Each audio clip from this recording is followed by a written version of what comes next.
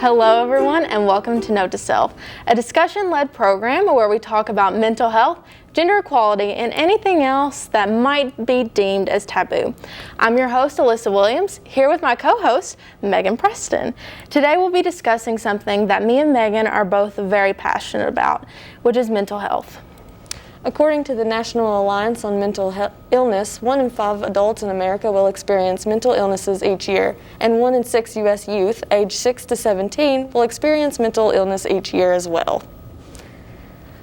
So, that honestly is very surprising to me. Also surprising, but not so surprising. Right. Because I feel like especially, as we've become friends, we have opened up about our mental health struggles and opened up about our friends who have also had mental health struggles. So it's like, it's really plaguing everyone. I think when we see the statistic, we're actually seeing, it's the math of it all. And where mental health is such a taboo subject, it's not talked about. And so you don't realize that you and your 6 friends are sitting there and potentially one of you is dealing with it, 2 of you could be dealing with it, So why do you feel like it's so stigmatized still? Honestly, I don't understand why it's still so stigmatized, because obviously we should be taking care of ourselves, mind, body, soul, everything. Yeah, and I know that many moons ago it was taboo. You were deemed crazy if you were going through any mental health like addiction, depression, any of that. And I'm not quite sure where that stems from. Yeah. I think people are just scared of what the brain can do. And another thing that is crazy to me is how COVID has impacted mental health. I actually have a statistic here for everyone. It's from the Washington Post. When the Centers for Disease Control and Prevention recently asked young adults if they had thought about killing themselves in the past 30 days, 1 in 4 said that they had.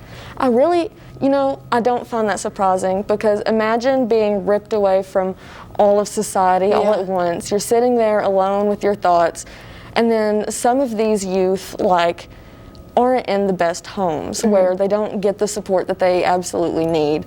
And so it just feels, I don't want to say an easy way out, because it's not easy at all. I personally have struggled with suicidal thoughts before, and so it's just, it's hard when, again, you're by yourself and you feel like you can't reach out to anybody, especially in such a hard time such as COVID. Yeah. If you or someone you know is having suicidal thoughts or tendencies, please reach out to the number provided below, because you are not alone. We'll be right back after the break.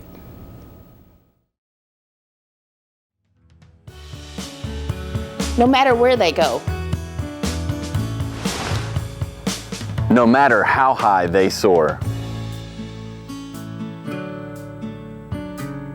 They never forget where they learned to fly. Once an eagle, always an eagle. Once an eagle, always an eagle. Once an eagle, always an eagle.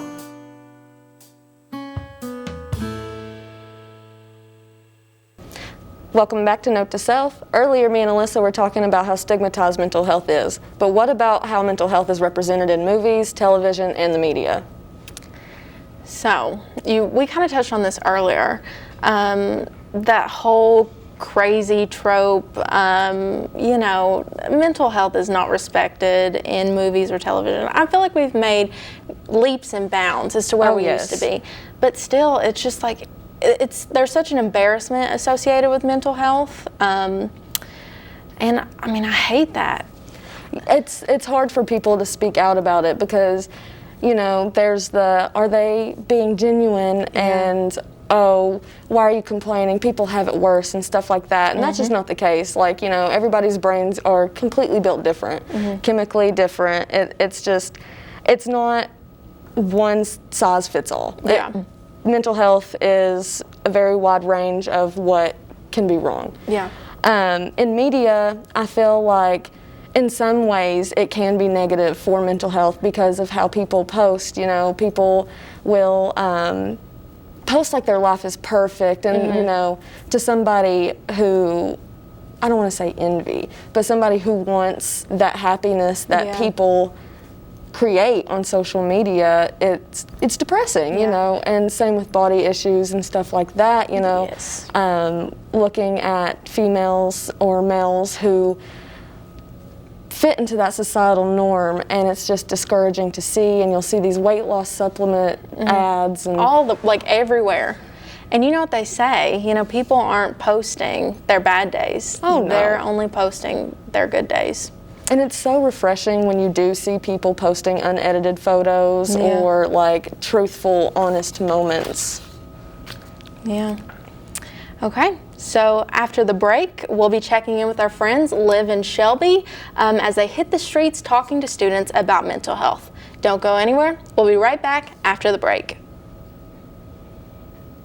Maybe transitioning back to normal life, COVID is still a threat, so don't get a personal foul. This is COVID Referee. Even if you're a mouth breather like you look, this certainly isn't helping anyone. Pull that up. You only washed your hands for 15 of the recommended 30 seconds. Get back in there. 6 feet, please.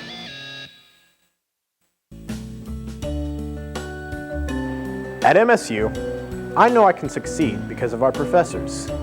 And while I may disagree about the amount of homework at times, I know I can count on them to be there for me. So thank you for making Moorhead a home and each class a family.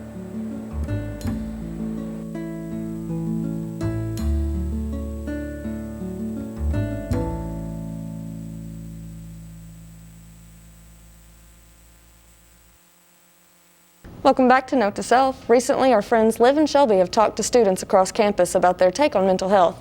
This is a segment we like to call Post-it Note. Hi, I'm Shelby Sturgill, and this is Post-it Note. This week we're talking about mental health, and we went to the streets and asked students about their experiences pre- and post-quarantine. Let's take a look at that.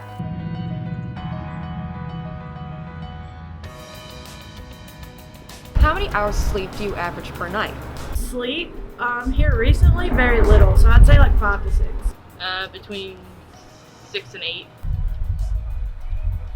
8 to 9, usually. Occasionally 9. Depends. About 6 or 5. 6.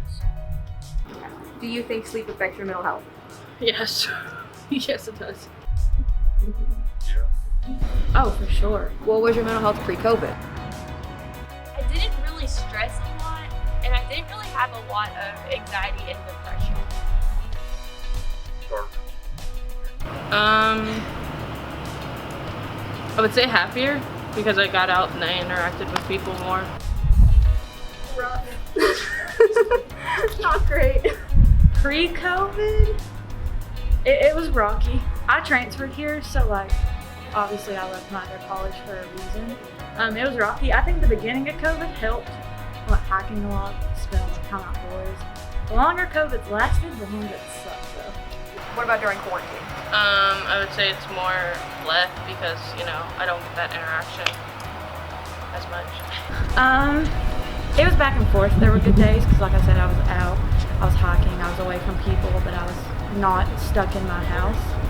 But then there was times where I was like, oh, I really just want to hang out with some friends.